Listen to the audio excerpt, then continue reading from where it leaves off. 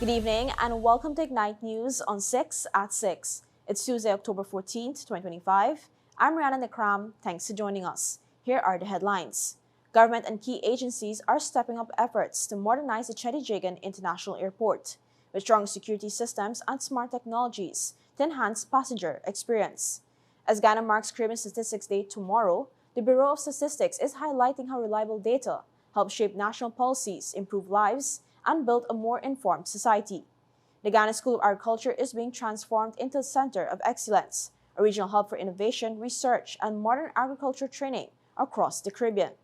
And Ministry of Human Services and Social Security warns young people against sharing intimate photographs. The government is ramping up plans to make the CJIA International Airport a modern digital gateway, combining tighter security with smarter passenger services. Senior Ministers Deodat Indar and Anuj Waldron led a high-level meeting with security officials and aviation stakeholders to strengthen service delivery and ensure smooth operations at the country's main airport. Among those present were National Security Advisor Captain Jerry Gavaya, CJIA Chairman Sanjeev Dattadin, and CEO Ramesh Gir, along with top officials from the Civil Aviation Authority and the Ghana Police Force. The Ministry of Public Utilities and Aviation says the focus is on operational readiness, better coordination among airlines, concessionaires, and ground handlers, and improving the overall passenger experience. To achieve that, the CJIAC is working with CETA, a global leader in air transport technology, to roll out biometrics, self-check-in kiosks, and off-airport services such as baggage tag printing at major hotels. Officials say these innovations will cut processing times, improve convenience, and bring Ghana closer to President Irfan Ali's vision of a fully digital airport experience. Team Ghana has earned the Bronze Award for Exhibition Design in the Shared Pavilion category at Expo Japan 2025 under the theme Connecting Lives. The win follows 6 months of hard work by the Ghana Office for Investment, which partnered with the Ministry of Tourism, Industry and Commerce to promote Ghana as a top investment destination. The team kept an active presence in Japan, working closely with the private sector, organizing business-to-business meetings with Japanese companies, and connecting through the J Good Tech Expo matching portal in collaboration with Japan's SME support organization. These efforts help showcase Ghana's culture, creativity, and investment potential to the world, while building valuable business partnerships. The Bronze Award celebrates both the pavilion's outstanding design and Ghana's rising international profile in business, culture, and tourism, a proud moment for the nation on the global stage. Tomorrow, October 15th, is Caribbean Statistics Day. And here in Guyana, the Bureau of Statistics is gearing up to highlight how data and statistics play a crucial role in improving lives and guiding national development. Since its establishment, the Bureau of Statistics has been the central authority for collecting and analyzing data on every aspect of life in Guyana. This includes education statistics, health data, employment and labor figures, population demographics, economic indicators, and other social measures. These statistics are vital for informing government policies and programs, helping decision-makers allocate resources effectively and equitably. Christina Ramrika, Public Relations Officer at the Bureau, explains. We've been hosting public outreaches. Just on Saturday, we were at the Giftland Mall. We visited the Anna Regina Market on Friday. And we would have been at the Diamond Market Tarmac. We were at Amazonia Mall. So we've been visiting these several locations to sensitize persons about the importance of data and statistics. Ahead of Statistics Day, the Bureau of Statistics has been taking its message directly to the public through outreach programs to raise awareness about the importance of data in everyday life. Improving lives is really what's at the heart of statistics. So it's all about improving people's lives. So statistics play a vital role. It's a foundation for development in Guyana. So statistics and data guide decision making in the country in all areas, all sectors. So when you think of education, employment, health, statistics really play a vital role in guiding decisions that lead to development in these areas, such as the equitable access to education and health services. It helps the relevant persons to decide on allocation of resources in an equitable way to cater to the needs of the population. This year's Caribbean Statistics Day theme, Improving Lives Through Statistics, Strengthening and Innovating Together, highlights collaboration between the Bureau, stakeholders, and the public. The goal is to show how data collected informs policies that make a real difference in the lives of Guyanese. As the region celebrates Statistics Day, the Bureau extends its appreciation to all citizens who contribute to the collection of accurate data, a vital step in building a better, more informed, and more equitable society. The Ministry of Housing is moving to relocate squatters from the Coming Parks Reserve, which lies directly within the flight path of the Eugene F. Correa or Ogle International Airport. Minister of Housing Colin Kroll says the area falls under a strict zero-tolerance squatting zone because the occupation poses serious safety risk and interferes with the airport's operations. He stated this is an area that under no circumstance we can have persons squatting or occupying the land. It's within the buffer zone for the Ogle Authority, and so we have to act immediately. The ministry has been working with the Ghana Civil Aviation Authority, the Ogle Airport Management, and the affected residents to ensure a structured and humane relocation process. So far, about 40 persons who applied for house lots are in the process of moving to their allocated areas. The ministry has warned that those who refuse to vacate the land will face enforcement action and that no new squatting will be allowed. When we return, the Ghana School of Agriculture will become Regional Agri-Innovation Hub. Girls to Women Mentorship Network launched, and the Minister of Human Services and Social Security warns against sharing intimate photos. Fuel it up and drive, Super 95. Fuel it up and drive, Super 95. Protect your fuel system, boy. High mileage and performance, boy. Guy Oil's Super 95 gasoline gives you more reasons to drive and is available at 56 service stations nationwide. For affordable price, high performance, and high mileage, choose Guy Oil's Super 95 gasoline. Fuel it up and drive. Welcome back. The Ghana School of Agriculture is set to undergo a major transformation. This transformation will position the school as a leading regional hub for agricultural innovation and education.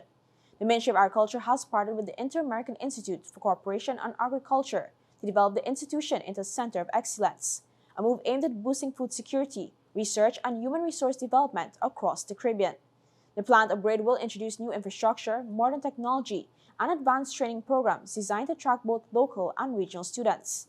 The initiative forms part of the government's broader push to modernize agriculture through science, technology, and data-driven decision-making. The restructured GSA will feature upgraded classrooms and laboratories, improved livestock farms, and modern equipment to support hands-on learning. It will also include digital tools and analytics systems to enhance research capacity and better inform regional agricultural planning. Officials say the project builds on recent strides in the sector, such as the introduction of climate-smart farming techniques, biofortified rice varieties, and expanded drone and GIS training for farmers. The new Center of Excellence will not only support these advancements, but also prepare students for careers in agribusiness, technology, and food production management. When completed, the center is expected to serve as a training and research hub for students and professionals across CARICOM. It aims to strengthen regional collaboration and promote innovation in areas such as value-added processing, sustainable farming, and export readiness, helping to build a more resilient and competitive Caribbean agriculture sector. Young women have another avenue to be empowered through guidance and support as they navigate through life with the launch of the Girls to Women Mentorship Network. The initiative was launched by the Ministry of Human Services and Social Security at the Humaniana in Kingston, Georgetown, yesterday. Led by Minister of Human Services and Social Security, Dr. Bindi Prasad, it was unveiled during the Ministry's observance of International Day of the Girl Child, hosted by the Child Care and Protection Agency, CPA. Minister Prasad highlighted that the network is designed to connect young girls with experienced women who can mentor, inspire, and help them unlock their full potential. She emphasizes this platform would create meaningful opportunities for growth and help prepare girls for the transition into womanhood with confidence and purpose. Speaking at the launch, Mentor Pradeepa Bolanat shared insightful tips for girls on how to demonstrate leadership within their schools and communities. Even though you might be an introvert, or you might be quiet, or you won't always be the first one to put your hand up and say, I have a suggestion, you're still a leader, you're a quiet leader. And the way to bring that quality out is by learning how to bring out your voice in different circumstances. So it could be, you might be in a youth group and you have a good idea, you voice it. It could be when you're talking about something that's within your school, in your class, or if you have a group within the institutions that you're part of. Additionally, mentor Kathy Smith inspired her group of girls on how they can prioritize self-care and manage rumors and stress. You have to use the strength that you can overcome and you can get over anything. I had a mentor who used to say to me that rumors last for 9 days. And I want to let you young girls know, nothing lasts forever. Minister Prasad said the program will be rolled out across the country, where we'll see closer relationship being built between women mentors and young girls, as she emphasized the importance of giving young girls the opportunity to hear directly from exceptional women, to learn about their challenges, their journeys, and their triumphs. She noted by engaging with these inspiring role models, young girls can begin to see themselves reflected in their stories, envisioning their own paths to success, and even surpassing the achievements of the trailblazing women who came before them. Minister of Human Services and Social Security Dr. Vinder Prasad is reminding young people to think about the long-term consequences of sharing intimate photos online, saying that one decision made in the moment can lead to lasting emotional harm. Appearing on the Starting Point podcast, Dr. Prasad said leaked images have left many young people traumatized and mentally affected. She emphasized that while sharing photos may seem like a personal choice, it can have serious consequences in today's digital world. When nude and photos and all of these things, I always ensure that in all the programs dealing with young people, we talk about it. Because people don't think beyond the moment when they do those things. What could be the repercussions, the consequences later on when those things have the potential to be released. And we've seen a lot of young people become mentally unhinged because of those things. She added the ministry is ramping up awareness campaigns and working closely with the media and social influencers to promote safer online behavior. You will see a lot of emphasis too being placed on the media, where we want them to be very, very proactive partners with us on these kinds of things, how they report cases, when things are placed, how they should be placed. And I know there's the formal and informal media, and we plan to engage the informal media, social influencers, those persons. We plan to engage them too, because the internet, social media is a very big thing. We can't get to everybody, but at least people could understand what are the ramifications of some of these things and what the scarring impacts are and the trauma impacts are on the person. Dr. Prasad is urging young people to think twice. Sharing intimate photos without consent is illegal and under Ghana's Cybercrime Act. The Ghana Defense Force has officially commissioned 28 new officers from Standard Officer Course 56 during a solemn church service held at Base Camp Ayangana earlier today. The ceremony marked the end of months of intense training designed to prepare disciplined and capable leaders for service to country. Family members, senior military officials, and special guests looked on as the graduates received their instruments of commission, symbolizing the readiness to lead with honor within the GDF. This year's class included members of the Ghana Police Force, Ghana Fire Service, and international participants from Belize and Trinidad and Tobago, reflecting the force's regional partnerships in defense and security. The commissioning parade will take place tomorrow, Wednesday, October 15, at 4 p.m. at the Drill Square Base Camp Ayangana, where the GDF will showcase its precision, discipline, and leadership in a public display of military pride. The GDF says SOC 56 graduates are ready to take up key leadership roles and uphold the force's values of integrity, discipline, and service. When we come back, a taste of elegance as tapas, rum, and wine returns. High-energy football action in the Pee Wee tournament, and India sweeps the West Indies to give Shuman Gill his first Test Series win as captain. Your business is built on hard work, vision, and the drive to succeed. At GBTI, we understand what it takes to grow. That's why we offer Grow, a small business service designed to help your business expand, adapt, and reach its full potential. From new opportunities to new milestones, we're here to support you every step of the way. Grow from GBTI. Progress starts here. You're watching Night News on 6 at 6. Thanks for staying with us. TAG launches Tapas, Rum and Wine 2025. The Tourism and Hospitality Association of Ghana, TAG, officially launched Tapas, Rum and Wine 2025 yesterday at the Bistro Cafe and Bar in Georgetown. Sponsored by the Ghana Marriott Hotel and the Ghana Tourism Authority, the event promises a premier culinary and beverage experience, bringing together Ghana's top chefs, caterers, and beverage experts. It will feature creative tapas dishes paired with premium rums and wines, celebrating the artistry and diversity of Ghana's food and beverage scene. This year's event will be held on Sunday, October 19th at the Ghana Marriott Hotel. Speaking at the launch, TAG President Mitchell Ramkumar said the event continues to grow as a signature occasion for the association. The tapas, rum and wine, as Beyonce said, is quickly becoming calendar event or a signature event of TAG. I believe we are already there. It is an event that a lot of persons look forward to because of what it brings. So I don't believe we have another event in Guyana that brings all these restaurants, top chefs, and promoting their skill and talent in one room. Ramkumar added the event gives restaurants and chefs a platform to showcase their talents, which in turn drives more traffic to participating establishments. Minister of Tourism, Industry and Commerce Susan Rodriguez also praised the event, describing it as one of the premier showcases for culinary arts in Guyana. I'm here precisely to endorse, as you said, Mitra. You have the government's support for what has now become a premier event in the culinary arts. I didn't attend last year's, but I'm looking forward very much to Sunday's event.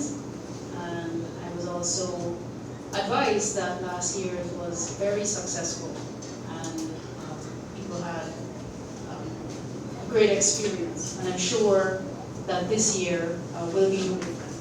The minister emphasized the government's commitment to promoting and building a service-based tourism and hospitality sector, while acknowledging the challenges involved. She encouraged stakeholders to go beyond events and focus on capacity building through training. Rodriguez added the government welcomes events that highlight local talent and ingredients while enhancing the culinary experience for both Guyanese and visitors. In sports, the atmosphere was electric at the Ministry of Education ground as the Courts Optical Pee Wee School football tournament burst into round 3 action, and St. John the Baptist Primary stole the show. In a stunning performance, SUB crushed Genesis Primary 7-0. Star striker Aaron Christian netted 2 goals, with Nathan Edwards and Alex Pearson also scoring twice. Orlando Deeks and Jaro Schroeder sealed the victory with 1 goal each. But excitement didn't stop there. Atgash Primary wowed the crowd with a 5-0 win over Lenore Primary, led by Justin Calvin's hat-trick and 2 goals from Carlos Paul. Other standard results saw West Rumwell beat Charity 5-0, St. Gabriel's win 3-0 over GIA, and St. Teresa's down Anns Grove 2-0. Smith Memorial and Redeemer Primary also edged tight 1-0 victories. The tournament heats up this Saturday, October 18th, when the round of 16 kicks off from 10 a.m. at the Ministry of Education ground. India wasted no time wrapping up a clean sweep over the West Indies, giving Shubman Gill his first Test series win as captain. On the final morning in Delhi, KL Rahul struck an unbeaten half-century to guide India to a 7-wicket victory. The win keeps the hosts third in the early World Test Championship standings, behind Australia and Sri Lanka. The foundation was laid early with centuries from Yashazi Jaiswal, who made 175, and Gill, who scored an unbeaten 129. Despite a stronger second innings, the West Indies couldn't hold on. John Campbell and Shea Hope hit determined centuries, but once hope fell to Mohammad Siraj, the middle order collapsed, losing 6 wickets for just 40 runs. Some late resistance from Jaden Seals added a few runs, but India's chase was never in doubt, as Rahul and Sai Sudarshan calmly steered them home. India now head to Australia for a white ball tour before hosting South Africa. The West Indies next travel to New Zealand in November. Still ahead, Venezuela shuts its embassy in Norway after a surprise Nobel win. Gunfire erupts again in Gaza, despite a ceasefire, and India celebrates as Sherry Singh brings home the Mistress Universe crown.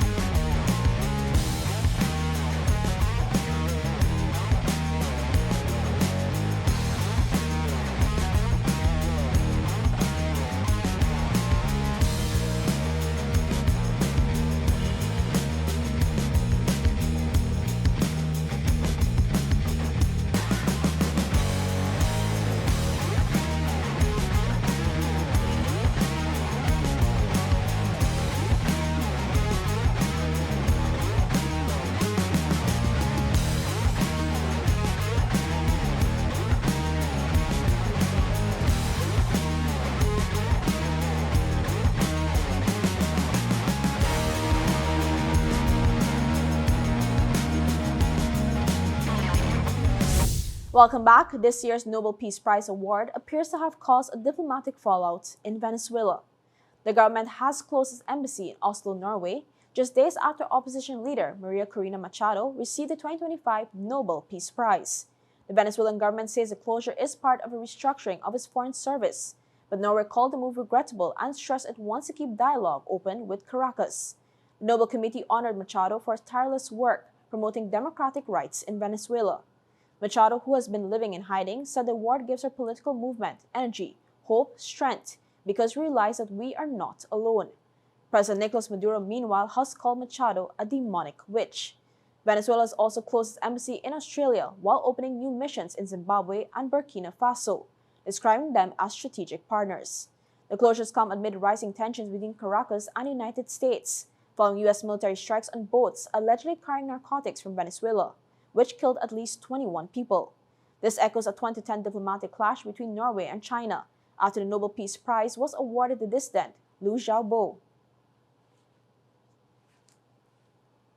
In international news, one day after a U.S.-brokered ceasefire was signed, Israeli forces have killed at least 6 Palestinians across Gaza.